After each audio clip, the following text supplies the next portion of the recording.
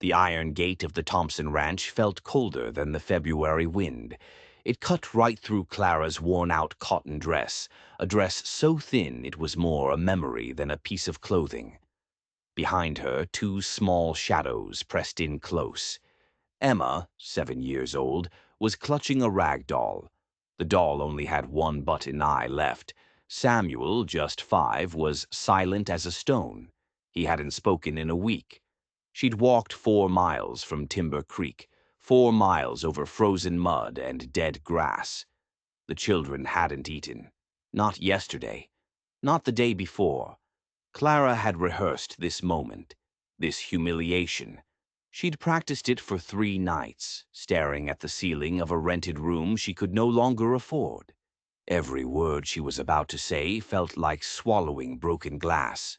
But glass wouldn't kill her children. Starvation would. And that's when he emerged from the barn. James Thompson. He was a tall man, silver already threading through his dark hair. His shoulders were broad, built from decades of ranch work. He stopped dead when he saw them. His eyes, pale blue and weathered, took in everything in a single, silent sweep. The hollow cheeks, the threadbare clothes, the desperation that clung to them like a bad smell. Clara's voice broke before she could even stop it. "Mr. Thompson," she whispered, the wind stealing the sound. I can't feed them." Her hand, raw and shaking, reached out. In her palm was her wedding ring, the last thing of value she owned in the entire world. "Take my children," she begged. "Please." She was trying to make a sales pitch. "They're strong. They won't complain. They'll work hard. Emma can sew, and Samuel. Samuel is a good boy." Emma, hearing this, began to cry. Not a loud cry, but a soft, hopeless sound. Samuel just stared at the dirt, as if he could will himself to disappear into it. James Thompson looked at the gold ring shining in her trembling palm. Then he looked at her face. He really looked at her. The way decent men did before the world taught them to be cruel. And his response shattered every single expectation she had built. "I'll take you too, Mrs. Clara," he said. His voice was quiet, but it hit her like a thunderclap. "All 3 of you. Tonight." Clara's knees nearly buckled. She grabbed the iron gate just to stay upright. Emma's crying turned into a series of gasping, confused sobs. Samuel, the silent boy, looked up for the very first time. His eyes were wide with something Clara hadn't seen in months. It was hope. James stepped forward, and without asking permission, he bent down and lifted Samuel onto his shoulders. The boy was as light as dry kindling. "Come," James said. It wasn't a request. "Rosa's got stew on. You'll eat first. We'll talk after." Clara couldn't move. She couldn't breathe. "Sir," she managed, her voice thick, "I'm offering. Workers, not charity." James turned back, Samuel still perched above him, looking down at his mother. "I'm offering family, ma'am," James said, his gaze steady. "There's a difference." He turned and walked toward the house. Emma, sensing the shift, grabbed Clara's frozen hand and pulled. "Mama, come." Clara's feet moved, but her mind couldn't catch up. She had come to this gate prepared to lose her children, to sell them into servitude just to keep them alive. Instead, she'd found something else, something she couldn't name, something that felt dangerous and warm all at the same time. The Thompson ranch house was not what she expected. It rose 2 stories, built of solid timber and river stone. Lamplight glowed in every single window, like promises she was afraid to believe. Clara stood in the entryway, mud caking her worn-out boots. She was terrified to step onto the clean, woven rug. A woman appeared from the back of the house. She was older, perhaps 60, with kind, dark eyes and the capable hands of someone who had seen everything. She simply took Clara's threadbare cloak from her shoulders. No judgment, no questions. "Come," she said, Her name was Rosa. You're frozen through. James led them through the main hall. And this is where it got strange. The house smelled of beeswax and pine smoke and dried lavender. But the furniture, it was all polished, but it felt unused. The chairs were set at perfect angles. There were no books left open, no coats thrown over a rail. It was as if the home had stopped being lived in years ago. It felt less like a house and more like a museum. James didn't take them to a drafty attic or a small room off the kitchen. He led them to the east wing. He opened a door. "This will be yours, Mrs. Clara." It was a bedroom with a real bed, a fireplace, and a quilt folded at the end. He opened the next door. "This is for Emma, and the next. And this is for Samuel." He gestured to a small parlor that connected them all, where a fire was already crackling. "Yours," James said again. "Not temporary. This is your space now." Clara shook her head, the warmth of the room making her dizzy. "Mr. Thompson, I must work. I won't accept this. We must earn our keep." "You will," James interrupted, but not unkindly. He gestured to a small desk in the parlor. "You'll manage the household accounts. The books are a mess. I'm a rancher, not an accountant." He looked at her, and his eyes were serious. "Rosa needs help with preserving come summer. And if any of my ranch hands want to learn their letters, you'll teach them." He met her gaze. "Honest work, Mrs. Clara, not servitude." This was the first twist. She wasn't to be a maid. She was to be a manager. Then came the second twist. Emma, drawn by the warmth, discovered a shelf of children's books. They were untouched. The spines weren't even cracked. Dust-free, but unused. Samuel, moving like he was in a dream, found a small carved wooden horse on the windowsill. He picked it up. He held it so carefully as if it might disappear or break. Clara watched James Thompson's face. His jaw tightened so hard a muscle jumped. He turned away, fast. Rosa, who had followed them in, touched Clara's elbow. She whispered, so quiet only Clara could hear. "His boy. His boy would have been 6 this year. His wife, Sarah, died in the birth." Understanding settled cold and heavy in Clara's chest. This wasn't charity. Not really. This was a haunted man, a man trying to fill rooms that grief had emptied. And Clara and her children. They weren't guests, they were replacements. Dinner was venison stew, thick with barley and carrots. There was fresh bread, still warm, and milk from the cow. Samuel ate until he fell asleep right at the table, his spoon still clutched in his hand. Emma ate 3 bowls, silent and methodical. James lifted Samuel from the chair. The gesture was so gentle, so paternal, that Clara had to look away before she broke down completely. He carried him to the new bed and tucked him in. Later, lying in a real bed for the first time in over a year, Clara listened. The house was silent except for one sound. Through the wall, in the main part of the house, she could hear James Thompson, pacing, back and forth, back and forth.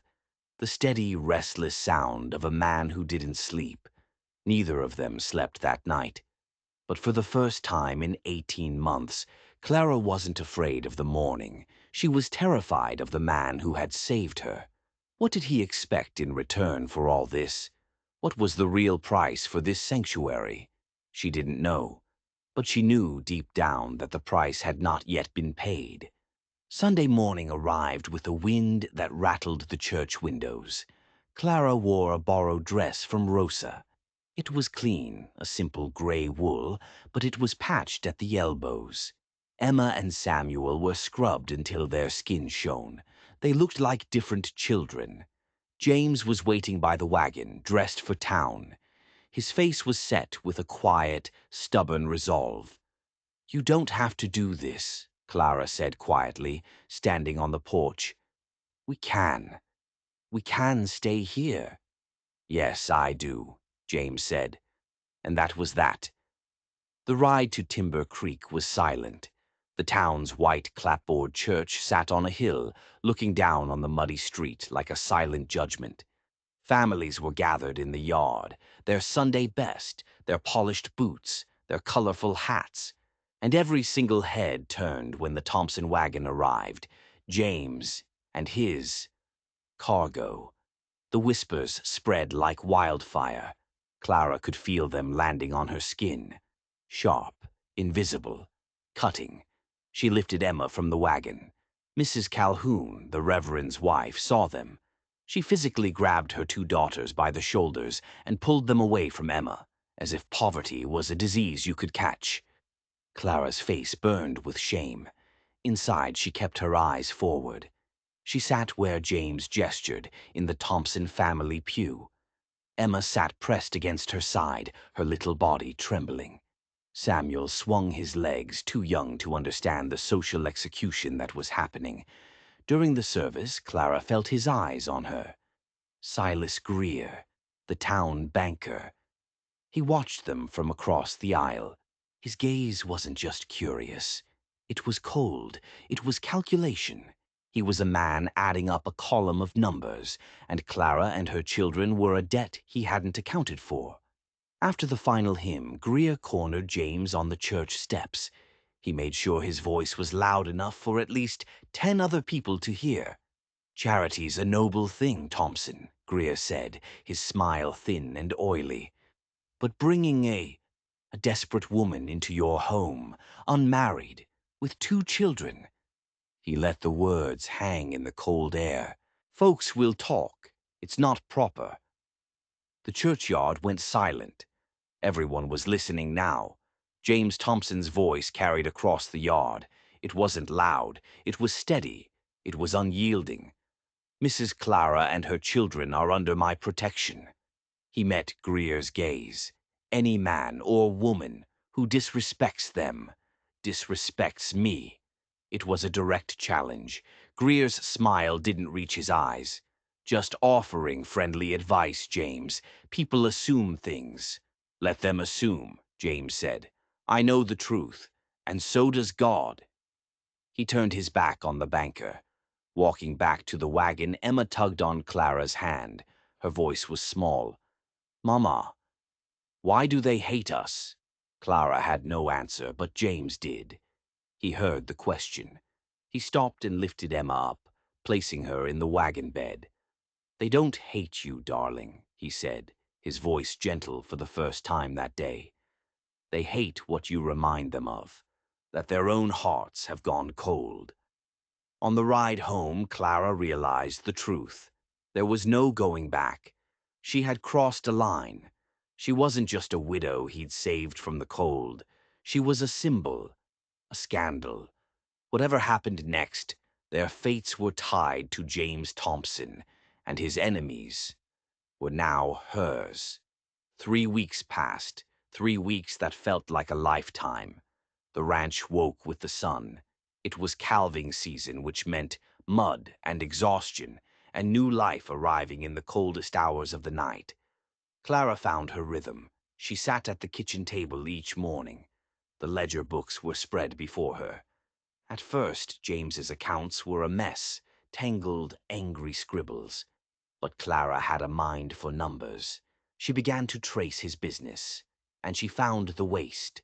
3 suppliers who had been overcharging him for years, 2 duplicate orders for grain that had rotted in the shed, and 1 forgotten debt owed to James that no one had ever bothered to collect. She was terrified to show him. She thought he'd be angry. She laid out her notes on his desk one night. "Mr. Thompson, I've found some discrepancies." He looked at her notes. He followed her careful figures. And then he did something she'd never seen him do. He grinned, a real, actual smile that reached his eyes. "Mrs. Clara," he said, "you just saved me $200. It's your money, sir. I'm just organizing it." "No," he said, tapping the paper. "You're making this place run like it should." She wasn't just a guest anymore.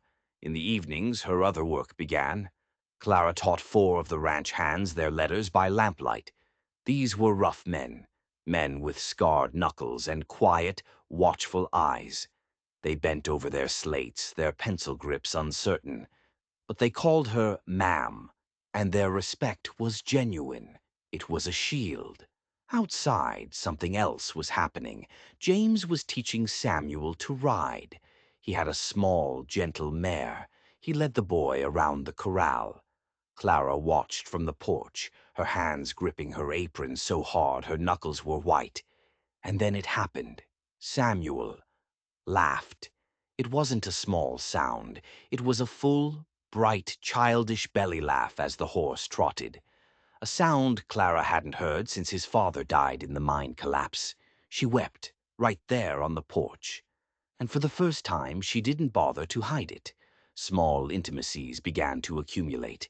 They were like seeds, falling on fertile ground. James left a small jar of wildflowers on the breakfast table. No comment. Clara mended his favorite work coat, replacing 2 missing buttons with ones that matched better. Neither of them spoke of these gestures. But Rosa noticed everything. Rosa started humming while she kneaded bread. The house was changing, but the town hadn't. One afternoon, Silas Greer visited the ranch. Ostensibly, he was there to discuss cattle prices. But he watched Clara. He watched her move from the kitchen to the parlor. His gaze lingered. It was heavy. It was unwelcome. It felt like an assessment, like he was judging livestock. After he left, the air in the house was cold. James went straight to his foreman. "Greer doesn't come back," James said. "Not without me present. You understand?" The foreman, a man named Eli, just nodded once. "Understood, boss." The battle lines were being drawn. That night, Clara found James on the porch, staring up at the stars. The sky was so clear it looked like a spill of diamonds.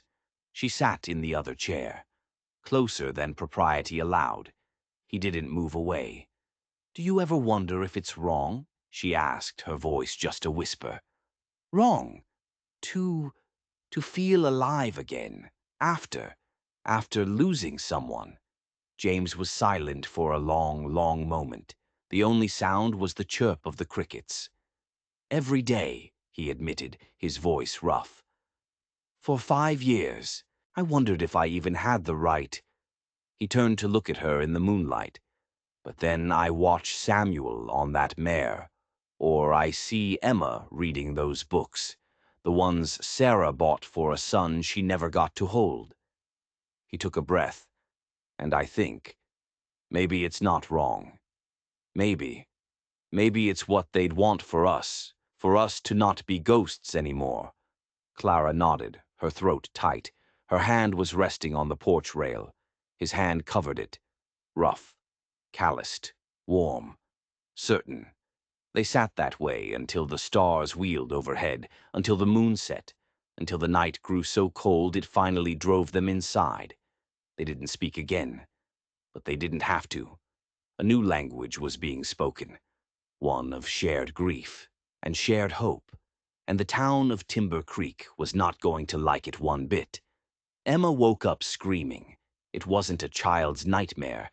It was a scream of pure adult terror. Clara was at her side in seconds, gathering the trembling girl into her arms. The nightmare was always the same.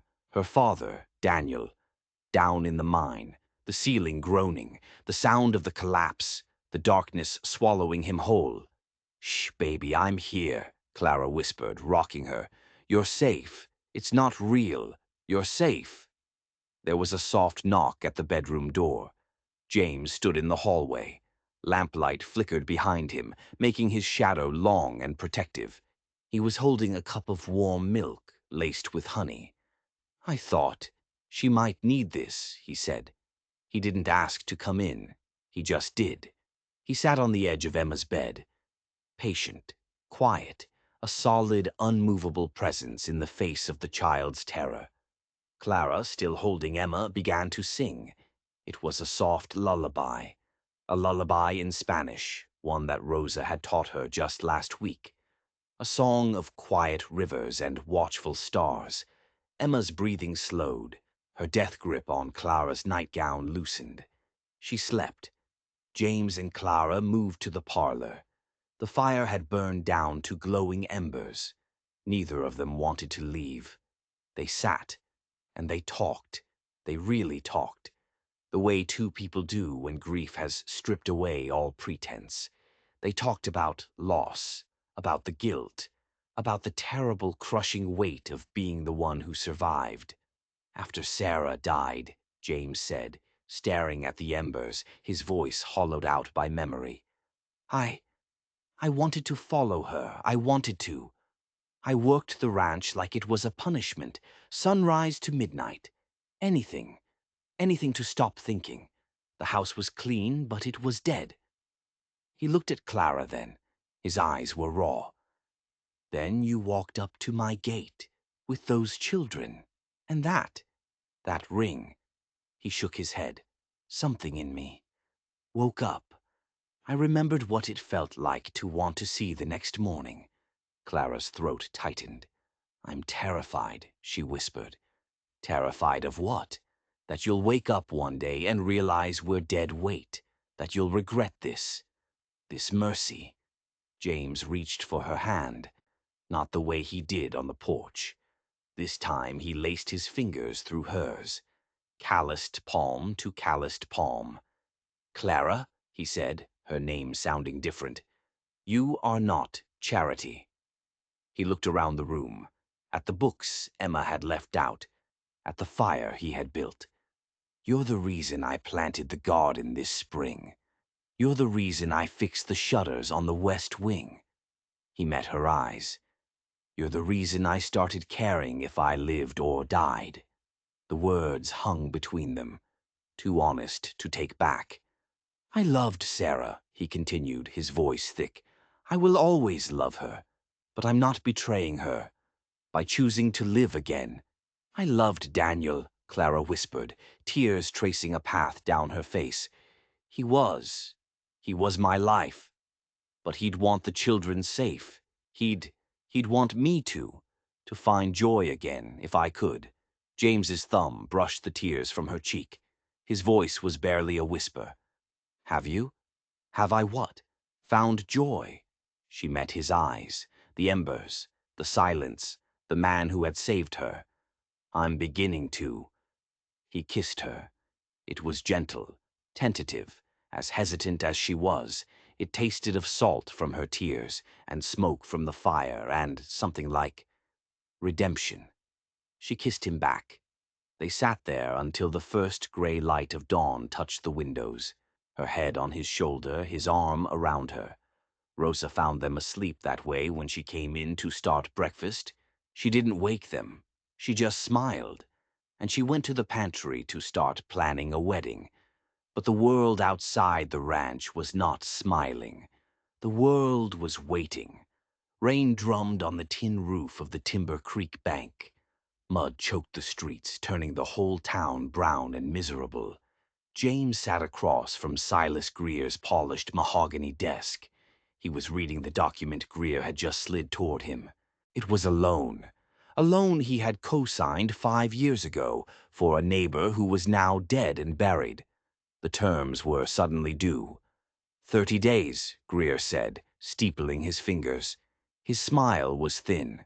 Full payment, or I foreclose on the north section. Your best grazing land. James's jaw tightened. This loan had 10 years of terms remaining, Silas. We both know that. Greer tapped a paragraph on the page. Clause 17, subsection B, callable at the lender's discretion, and I am exercising my discretion.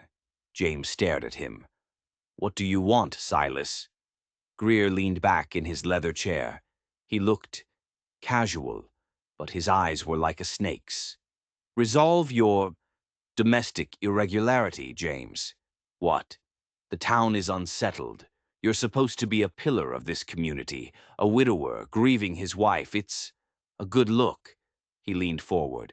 This new arrangement, it's not. It's messy. People are talking. Send her away. Send the children to an orphanage. Act like the man you're supposed to be." James stood up.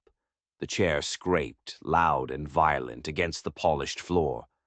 "Go to hell, Silas." He walked out into the rain, but the poison had already been spread. By the end of the week, 2 of his ranch hands quit. They were young men, easily swayed by the talk in town. The gossip had a new, ugly edge. Clara wasn't just a charity case anymore. She was a con artist, a witch who had bewitched the grieving boss. The children? They were probably fake orphans, tools in her long game to steal the Thompson fortune. At the general store, women who had nodded to her last week now turned their backs. Mrs. Calhoun, the Reverend's wife, saw Clara by the flour barrels. "Shameless," Mrs. Calhoun said, loud enough for 3 other women to hear. "Living in sin under that good man's roof, using his grief against him." It was bad, but then it got worse. Emma was with her. Emma heard it. The little girl's face crumpled, and she ran out of the store. Clara dropped her basket and followed, her heart shattering into 1,000 pieces. This was her fault. All of it. That evening Clara stood outside the barn. The air was cold, but she didn't feel it. She was listening. James was inside, arguing with Eli, his foreman.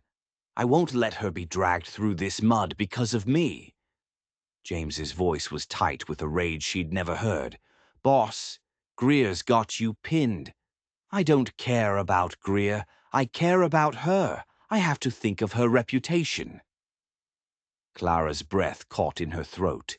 Her reputation. She misunderstood. She heard those words, and her world collapsed. He was regretting it. He was realizing the burden she'd brought. He was trying to figure out how to protect his own reputation. By getting rid of hers, he was going to send them away. He had to save his land. And in that cold, dark moment, Clara made a decision. She wouldn't make him choose. She would do it for him. That night, after the house was dark, she packed, in secret, 1 small trunk, the quilt from her bed, the family Bible. She would leave at dawn, take the children, disappear, go, somewhere. It didn't matter. She would disappear before she ruined him completely. She wrote a note. Her hand was shaking, but her script was careful. "You gave us life when we had none. I won't let us be the reason you lose yours. Forgive me." She left it on the kitchen table. Then she went to the barn to hitch the wagon. The rain started again. A cold, miserable drizzle. It turned to a deluge.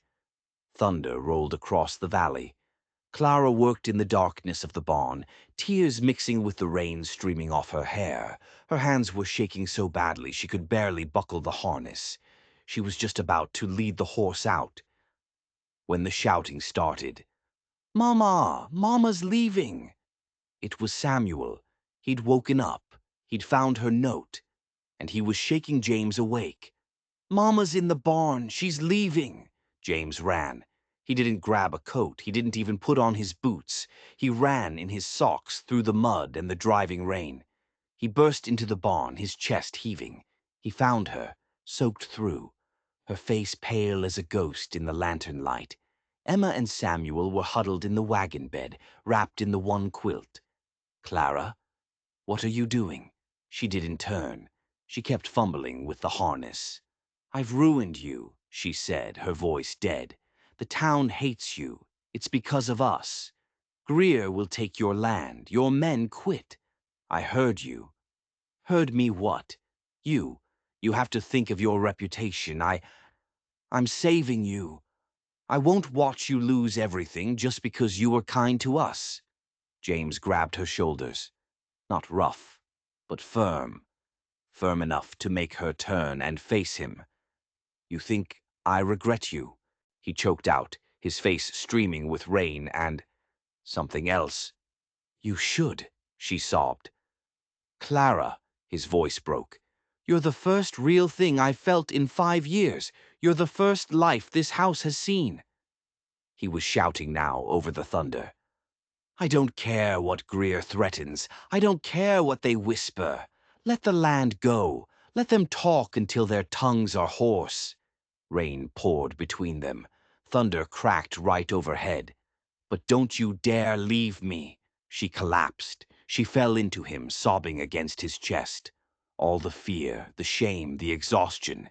He held her as the storm raged, one hand cradling the back of her head, the other wrapped tight around her waist, as if he was afraid she'd dissolve in the rain. "Marry me," he said into her hair. She froze. "What?" She pulled back, searching his face in the darkness. "Marry me," he said again, his voice clear and strong. "Not to silence the gossip, not to save my reputation, because I love you." He looked past her at the two small, terrified faces in the wagon. "Because those children, they are already mine in my heart. Because we're already a family. The town just needs to catch up." "James," she whispered, her heart pounding, "you'd lose the ranch for us." "A ranch is dirt and timber," he said, framing her face with his hands. "You three, your breath and heartbeat. I know which one matters. They'll never accept it." "Then we'll make them," James said, a fierce light in his eyes. Together. Clara kissed him. It was fierce and desperate and full of thunder and rain and a desperate, powerful yes. From the wagon, Samuel whispered to Emma, "Does this mean we get to stay? Forever?" Emma nodded, smiling through her tears. Inside the big, empty house, Rosa stood at the kitchen window.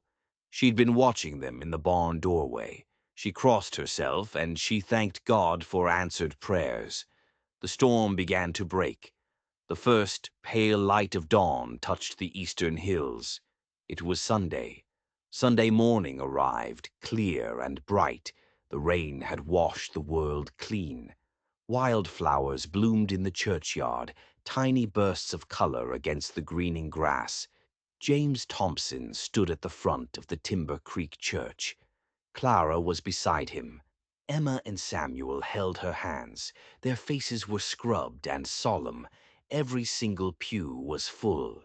The faces ranged from curious to hostile to confused, but everyone had come. Reverend Calhoun looked at James and he nodded. He gave James the floor. James cleared his throat. His voice was steady. It carried to the back row. "I asked for this time because many of you have questions, and you've been talking." A few people shifted, looking down. "Here's the truth." He took Clara's hand. "I'm marrying Mrs. Clara this week." A ripple of murmurs went through the crowd. Silas Greer sat in the third pew, his face like stone. "And I'm not doing it out of obligation," James continued, his voice rising. "I'm doing it out of love. 5 years ago, I buried my wife and my son in this churchyard, and a part of me died with them." His voice cracked just once, but he pushed through. "I survived, but I didn't live. I worked until I couldn't think. This house was a tomb." He looked out at the faces, at his neighbors. This woman and these children, they walked out of the wilderness with nothing, and they reminded me what grace looks like. They brought life back to my home. He paused, letting the words settle. "If you can't respect that, then you don't respect God's own mercy." The silence in the church was heavy, unbearable. Greer stared at him, his eyes filled with hate. Then Reverend Calhoun rose. He stood next to James and Clara. "Judge not, lest ye be judged," the Reverend said, his voice firm and clear. "This man has shown more true Christianity in the last month than most of us have managed in a lifetime." He smiled at James. "I will be honored to perform the wedding." A breath went through the church. And then Rosa stood up. Then Eli, the foreman. Then the young ranch hand Clara had taught to write his own name. One by one, witnesses rose. Not everyone. Not Mrs. Calhoun, who stared at her lap, her face red with shame. But enough. The school teacher stood last. "Emma," she said, her voice clear, "is the brightest student I have. She belongs here. They all do." The battle was over. Outside, after the service, Eli clasped James's hand. "Proud of you, boss." Clara couldn't speak. Her throat was too tight. Samuel, however, could. He tugged on James's sleeve. "James?" "Yes, Samuel. Since you're marrying Mama." The boy took a deep breath. "Can I call you Paul? Now?" James Thompson knelt. He put his hands on the boy's small shoulders. He was eye level with his new son. "I would be honored, son." Clara watched as women who had turned their backs on her a week ago now approached, hesitant. Some apologies were spoken. Others were simply understood. As they rode home in the wagon, Clara leaned her head against James's shoulder. "Did we just win?" she asked quietly. "We stood our ground," James said, putting his arm around her. "That's enough." But Clara knew there was one fight left. The land. The loan. Greer wouldn't give up that easily. She'd saved the family. Now she had to save the ranch. 3 weeks later, the garden bloomed. It was like the ranch itself was celebrating. Roses climbed the new arbor James had built. Wildflowers swayed in the breeze. Vegetables grew in neat rows. Beans, squash, tomatoes, all reaching for the sun. Clara stood in a simple white dress. Rosa's patient hands had sewn it. Emma, her flower girl, wove daisies into her own hair. Samuel, the ring-bearer, practiced walking, holding a small satin pillow. On it were 2 rings, James's, and Clara's original wedding ring, the one she'd tried to sell at the gate. James had taken it to town and had it reset, with a small, bright diamond that caught the light. 30 witnesses gathered under the giant cottonwood trees, those who'd stood with them in the church. Reverend Calhoun officiated, his voice warm with genuine blessing. James and Clara spoke their vows. They weren't long, they were simple, honest. "I choose you, today and every day after." The kiss was soft, witnessed by the sun and the sky and the people who mattered. The reception unfolded under the trees. Tables were laden with Rosa's cooking. Fiddle music drifted across the yard. The young ranch hand, the one Clara taught, stood and read a poem he'd written. It was clumsy and heartfelt, and it made everyone smile. Emma danced with Samuel, their laughter as bright as birdsong. James and Clara waltzed, clumsy but joyful, not caring who watched. But as the party began to wind down, Eli, the foreman, rode up. He looked serious. "Boss, this came for you." From the bank, he handed James an envelope. The music stopped. Everyone watched. This was it, the foreclosure. James's face went hard. He started to open it, but Clara put her hand on his. "Let me," she said. She opened the letter. It was from Greer. It was a final notice. 30 days is now 1 day. But attached to it was a copy of the original loan document. Clara's eyes scanned the page. She'd spent weeks in the ledgers. She knew this handwriting. She knew these terms. Clause 17, subsection B, callable at lender's discretion. But there was more. She read the fine print. Unless the co-signer's debt was settled in full by his estate upon his death. Clara's blood went cold. "James," she said, her voice shaking, "wait here." She ran into the house, to the office. She pulled out the big, heavy ledger, the one from 5 years ago. She flipped through the pages. Her hands were flying. Back, to the month the neighbor had died. And there it was, a single line item, an entry in James's own angry scribble. "Settle John's debt, $210. It was the exact amount of the loan. She ran back outside, holding the ledger open. "James," she was yelling. James, look, she pointed to the line. You already paid it. You paid it 5 years ago. When John died, you settled his debts. The loan was void. James stared at the book. I'd forgotten. Greer knew, Clara said, her voice rising with the cold fury. He knew it was paid. He knew he had no claim. The entire thing. The threat. The foreclosure. It was a bluff. It was fraud. Greer hadn't just been immoral. He'd been illegal. Clara's work on the ledgers, her honest work, hadn't just saved them $200. It had just saved the entire ranch. James looked at the ledger. He looked at the threatening letter. And then he looked at his wife. He started to laugh. A deep, booming laugh of pure relief and victory. The war was, finally, truly, over. As evening fell and the last guests departed, James led Clara to the back of the house. He'd been building something, in secret. It was a new addition. Rough-framed, but sturdy. 2 more bedrooms. For the children who will come, he said, his voice quiet. Clara wept, happy tears this time, the kind that heal instead of hurt. The sunset painted the sky gold and pink. Clara stood in the doorway of their home. She was no longer a stranger seeking shelter. She was the mistress of the Thompson Ranch. James's hand rested on her shoulder.